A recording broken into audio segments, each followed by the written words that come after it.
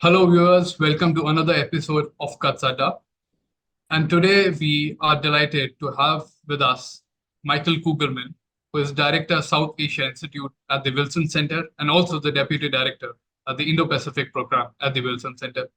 Thank you, Michael, for joining us today and on a very timely question. How do you envision India's role in the Indian Ocean region? Over to you. I think that we've seen over the last few years that India has been intensifying its its power projection capacities in the Indian Ocean region, particularly the western reaches of the Indian Ocean region. And I think that this has really been by necessity, as we've seen China develop a significant naval power projection capacity in the waters of the Western Indian Ocean, which of course abut India. We've seen growing numbers, for example, growing numbers of Chinese naval vessels in the region. And ever since China formally opened up its overseas base, its first overseas base near Djibouti, this is something that I think has made it necessary for India to develop the capacities to counter that. And we've seen for quite a few decades, I would argue, India's Navy really take the lead in the military modernization effort. I think when we think about military modernization in India, we think, or I think above all, first about what the Navy has been able to do.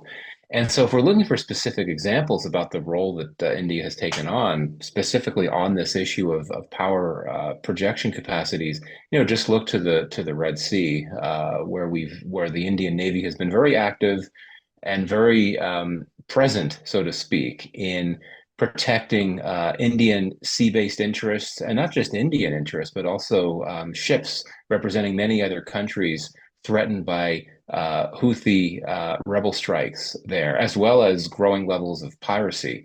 So I think that is a great example of just how much India has become a net security provider in the western reaches of the Indian Ocean region, and I think that's something that we'll continue to see more of. I hope that there might be some opportunities for collaborating with the U.S. to some extent in that area, but I think it's a very notable development. Thank you for putting that from a perspective from sitting in DC, where you are right now. And going forward, how do you see the convergence between the US and India in the larger Indian Ocean region?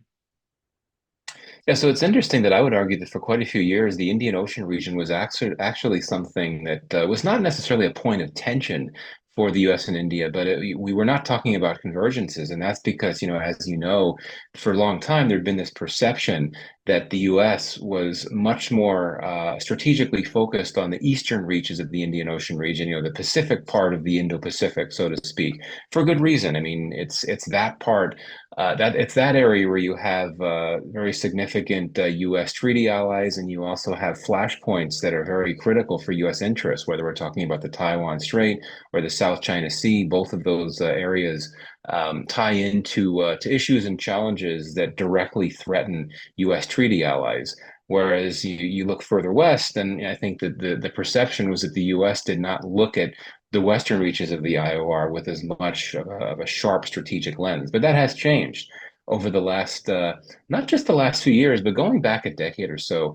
I remember the Obama administration, if you looked at some of the policy documents coming out of the Pentagon in particular, you started to see more specific focus on the importance of the Indian Ocean region. You certainly saw this in the Trump administration as well.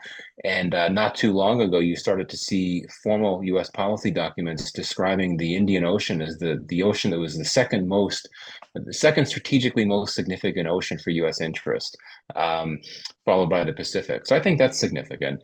Moving more to the present, I think that we've started to see a recognition on the part of the U.S. that this, the area of the Indian Ocean closer to India, so to speak, the Indo part of the Indo-Pacific, is increasingly important for U.S. interests, and that is because of what Beijing has been doing. Going back to what I said earlier, as China has strengthened its presence and its own power projection capacities in these areas closer to India, this is something that has woken Washington up to the importance of the strategic importance of this area.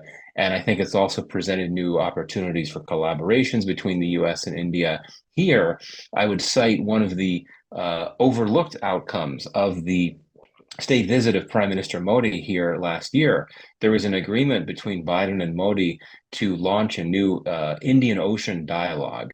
Now, so far as I know, it hasn't really gotten off the ground, and I think there's some fundamental issues that have to be worked out on the U.S. side, particularly which U.S. agency, which U.S. government agency is meant to take the lead from the U.S. side. So there's some bureaucratic issues that have to be worked out. But I would say this: if you want to talk about operationalizing collaborations between the two countries in the Indian Ocean, you can't operationalize until you talk, until you negotiate. And I think this is why this new Indian Ocean dialogue is so important. And I do hope that this is something that will eventually get off the ground. Of course, we'd have to wait till after the U.S. election when there's more of a focus on these issues. But I hope that whoever wins the U.S. election, whoever's in power in the White House come January of next year, that once the focus on the relationship with India and so on comes into focus, that there will be efforts to move forward with that Indian Ocean dialogue. Well, thank you for that. But that was very, very erudite and putting in the perspective. Also, to the viewers here, I would like to recommend his article, Indo and the Indo-Pacific. And as we move forward, dear viewers, I would request you to stay on with us for more such videos only on CUTS ADDA. Thank you.